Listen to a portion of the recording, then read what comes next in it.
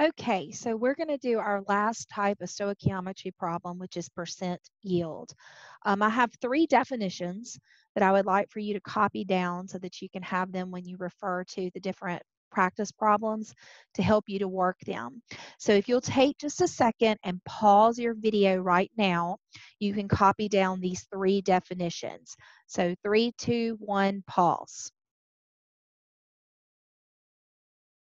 Okay, so now that you've copied down the definitions, let's talk a little bit about them. So in percent yield, there are three terms that you need to be familiar with. One is theoretical yield, which is the maximum amount of a product that can be produced, meaning that in theory, what you should produce after a chemical reaction has occurred.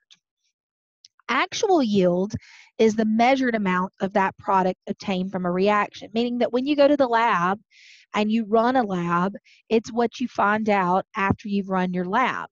And we all know that very often our actual yield does not match what our theoretical yield is.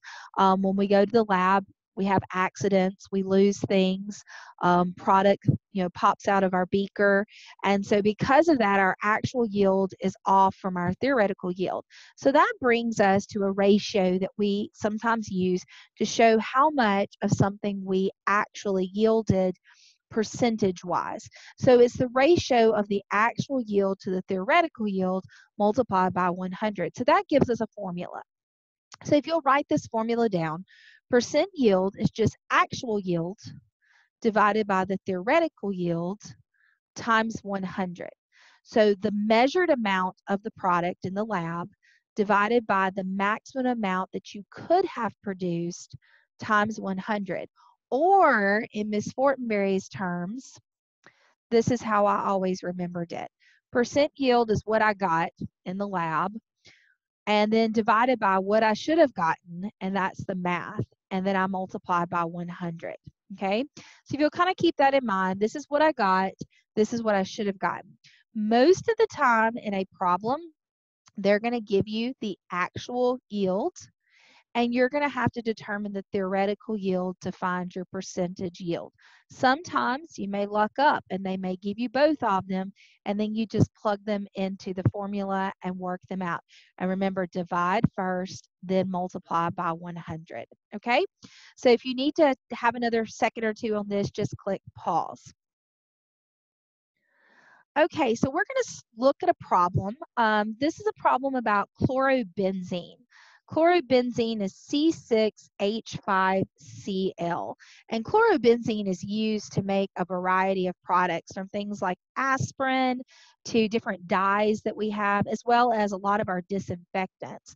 And because we use chlorobenzene in so many things, we have to make chlorobenzene to be able to put into those products. So to make chlorobenzene, we take benzene, which is C6H6, we add it to chlorine, and then we get chlorobenzene, C6H5Cl, plus and a byproduct of hydrochloric acid. So this is the reaction that we're going to be using, and it's actually balanced for you.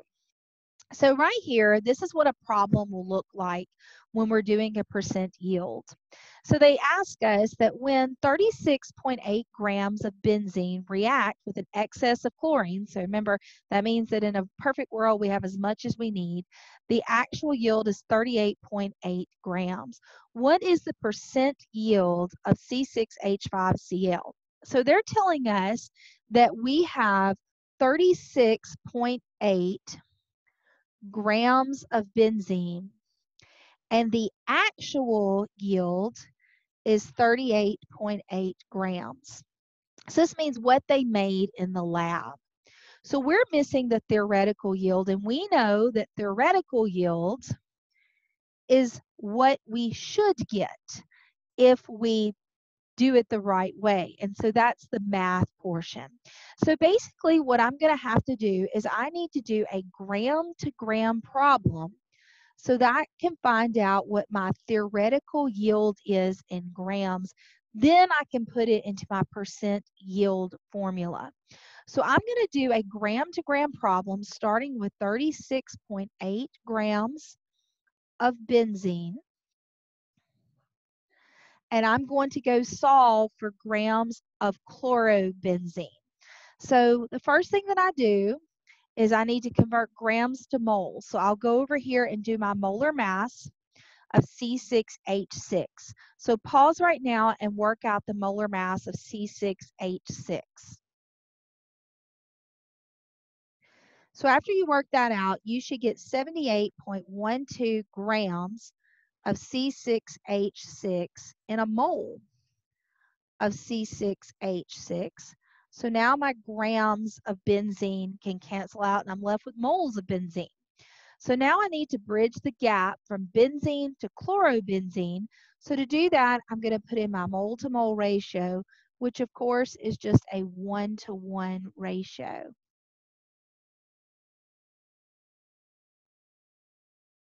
So now I can cancel out my benzene and I'm left with chlorobenzene. But I'm not finished because my actual yield was in grams. I need to get this in grams as well. So to convert moles to grams, we do molar mass. So pause right now and determine the molar mass of chlorobenzene. Okay, so the molar mass of chlorobenzene is 112.56 grams of C6H5Cl, and that's in a mole of C6H5Cl. So now my mole will cancel out and I'm left with grams. So we're going to plug this in our calculator. 36.8 times 1 times 1 times 112.56 equals, divided by 78.12 equal, divide by 1, and I get 53.02 grams of C6H5Cl. So this is my theoretical yield, meaning that if everything goes as planned, that nobody overboils my beaker, or that no one spills something or drops a test tube, that this is what I should get. This is my theoretical yield. Okay? So now that I have a theoretical yield, I can take my theoretical yield and my actual yield and put them into my formula. So if you'll remember, the formula is percent yield equals actual yield divided by theoretical yield times 100. So my actual yield was 38.8 grams. My theoretical yield we solved to be 53.02 grams. Grams cancels out and we multiply by 100. So take a second and run this through your calculator. Hit pause. Okay, so when you hit it, put it through your calculator, 38.8 divided by 53.02 equals times 100, I get 73.18%. This means that I yielded 73.18% of my actual product. So that means I lost some product in the whole transition.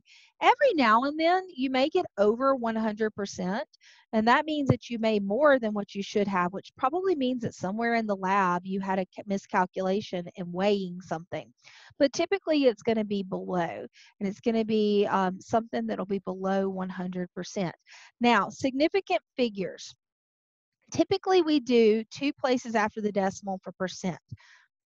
I'm a little lenient on percent yield. You can go 2 places after the decimal since we've kind of conditioned ourselves, or you can go by what's in the problem. Okay, and so there's 3 there, so this would be 73.2. Either way, it will be fine. Okay, don't round to 73 though. It either needs to have, unless it's 2 in the problem. Okay. So that's it for percent yield. There's some practice problems for you in the Google Classroom with the answers, and then you have a worksheet that you'll turn in. And we will review over this on Thursday prior to the test. Thank you, and see you later.